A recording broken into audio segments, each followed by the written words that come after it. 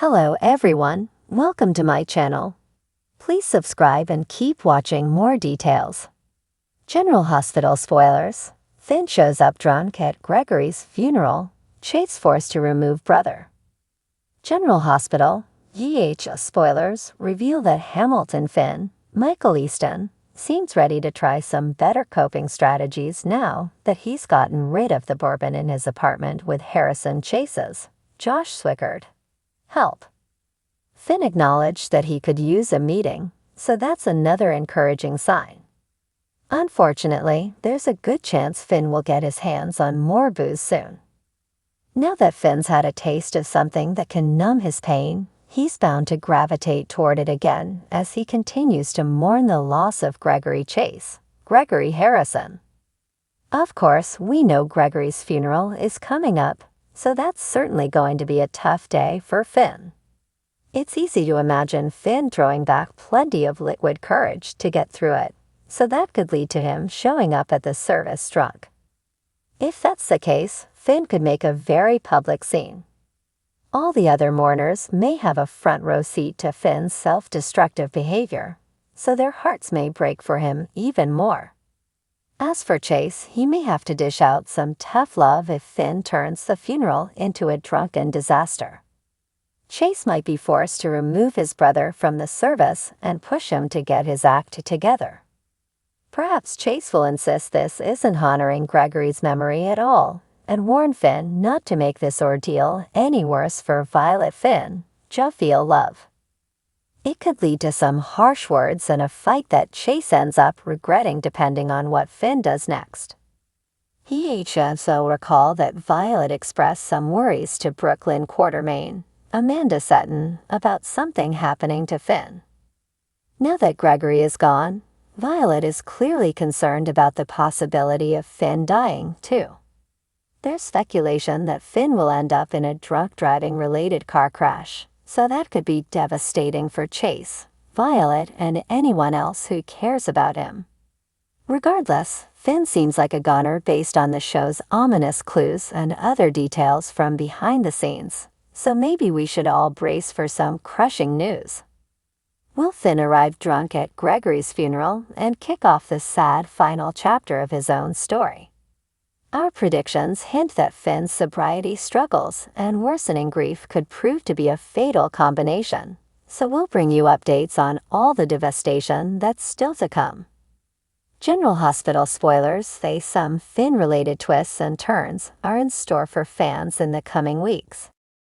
As the sun set behind the towering buildings of Port Charles, the residents of the bustling town prepared for an evening shrouded in grief and memories. The General Hospital community was reeling from the sudden and tragic loss of Gregory Chase, a beloved figure known for his wisdom and compassion. The news of his passing had sent shockwaves through the hearts of many, but none were more affected than his sons, Finn and Chase. Hamilton Finn, the elder son, had always been the more reserved and stoic of the two brothers. As a dedicated doctor, he was accustomed to dealing with loss and grief, but the death of his father hit him harder than any professional setback ever could.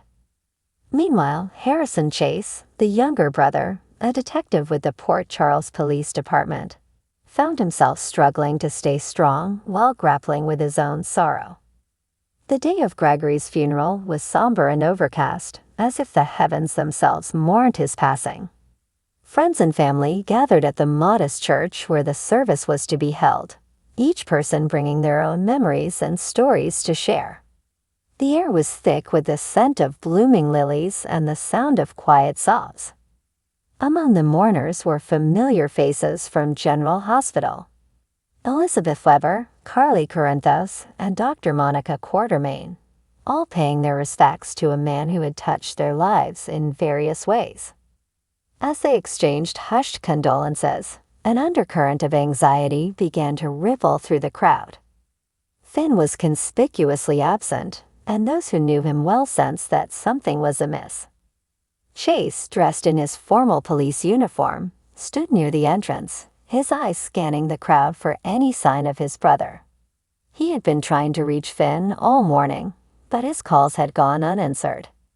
Chase's worry grew with each passing minute, and he couldn't shake the feeling that something was terribly wrong. Just as the service was about to begin, a commotion erupted near the back of the church.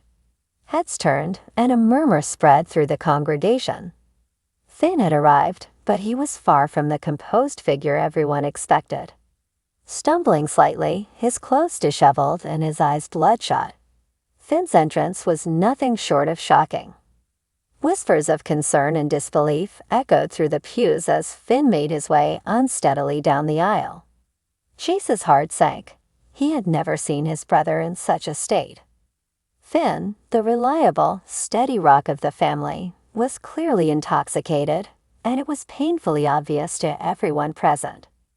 Ignoring the horrified glances and hushed comments, Finn approached the front of the church where his father's casket lay. Tears streamed down his face as he reached out to touch the polished wood, his fingers trembling. "I'm sorry, Dad," he mumbled, his voice thick with emotion and alcohol. "I should have been there for you." Chase quickly moved to his brother's side, placing a steadying hand on his shoulder. "Finn, let's go outside," he whispered urgently, trying to maintain a semblance of dignity for both of them. "We can talk there." Finn shrugged off Chase's hand, his grief and guilt manifesting in anger. "No, Chase, I need to say this. I need to tell him I'm sorry," he insisted, his voice rising.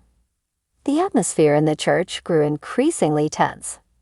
Finn's outburst threatened to overshadow the solemnity of the occasion, and Chase knew he had to act quickly. Summoning all his strength, he gently but firmly took hold of Finn's arm. "Come on, Finn. This isn't the time or place," he said, guiding his brother toward the exit.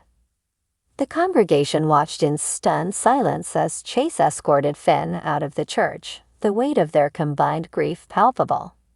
Once outside, Finn slumped against the wall, burying his face in his hands. Chase stood beside him, at a loss for words. The brotherly bond that had always been their anchor now felt strained and fragile.